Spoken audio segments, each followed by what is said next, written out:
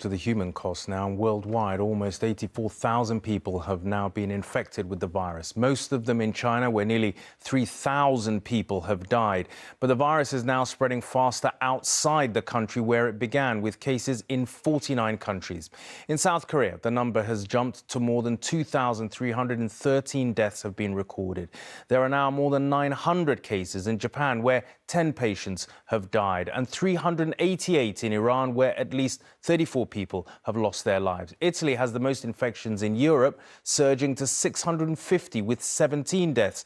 And in the last 24 hours, Denmark, Estonia, Nigeria, Lithuania and the Netherlands have all reported their first cases. All of them have been linked to Italy, like the outbreak at a Tenerife hotel. Where we're going to take a look at the papers now. Here are the front pages, first of all. The Guardian says that there are details of an official action plan to tackle the coronavirus.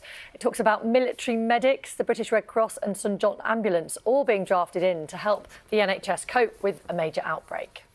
Yes, very much dominating coverage in the papers this morning. Have a look at the Times for you, focusing on the new laws to cope with the outbreak, which will be announced next week. It says the legislation will mean schools, councils, the rest of the public sector will have powers to suspend rules, including health and safety measures. Also features a picture of a climate change campaigner, Greta Thunberg, who joined school children for a protest in Bristol yesterday. This is the Eye. They're looking at the impact of the virus on the global economy. On their front page, they've got a red graph showing the stark fall in the Financial Times Stock Exchange 100 this week, the FTSE 100, which, good morning, here is a summary of today's main stories from BBC News. Public health officials are trying to track down anyone who may have come into contact with a man from Surrey who is the first person to contract the coronavirus on UK soil.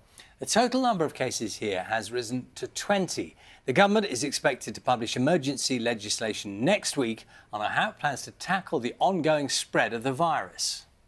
British tourists being kept in quarantine in a Tenerife hotel have been told they can come home if the UK government sends a rescue flight.